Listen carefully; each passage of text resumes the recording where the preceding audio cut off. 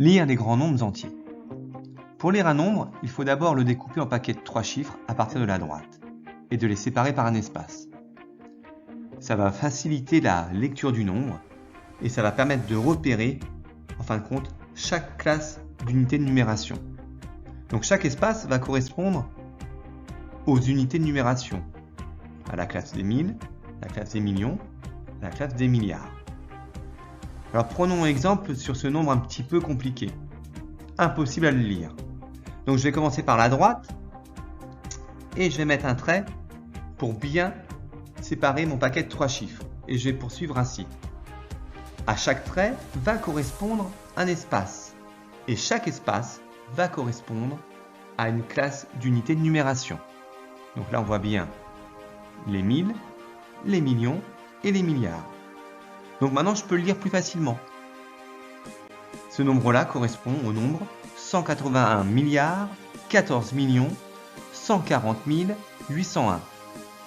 Alors attention pour écrire certains mots. Et il y a des difficultés au niveau de l'orthographe. Donc par exemple pour 20, quand il est dans une tranche, il ne faut pas mettre de S s'il y a un mot après. Ici, 80 est suivi de 1. Donc je ne mets pas de S. 1000, lui, est toujours invariable. Il ne faut jamais mettre de S à 1000. Pareil pour 100, on peut mettre un S s'il n'y a pas de mot juste après. Donc là, 801, 1 suit 100, donc je ne mets pas de S à 100. Alors attention, il peut y avoir des difficultés. Quand j'ai plusieurs zéros, en fin de compte, dans une tranche, dans un paquet de 3 chiffres, je ne prononce pas le mot de la classe d'unité de numération. Ici, je vois bien un paquet de 3 chiffres, donc je ne devrais pas entendre le mot 1000. Donc ce nombre-là se lit 27 millions 6. Je ne dis pas le mot 1000.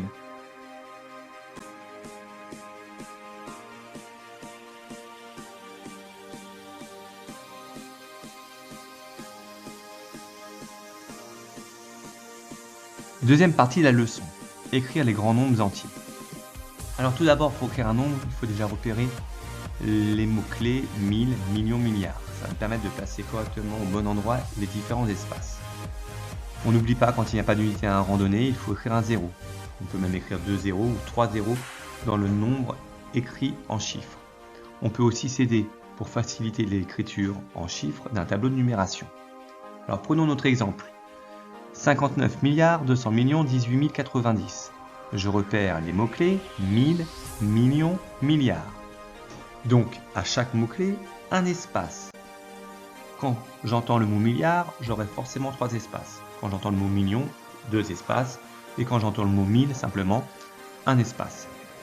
Alors maintenant, on va s'intéresser à ce que l'on met dans chaque classe d'unité de numération. Donc, pour les milliards, je regarde ce qu'il y a juste avant le mot milliard, il y a 59. Je vais donc écrire 59.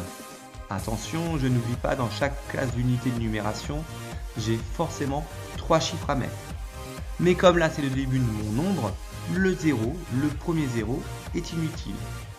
Ensuite, je vais regarder ce qu'il y a avant million. Il y a 200. J'écris donc 200. J'ai bien mes 3 chiffres. Ensuite, je regarde ce qu'il y a avant 1000, il y a 18. J'écris donc 18. Je n'ai que 2 chiffres, donc je n'oublie pas de mettre le 0.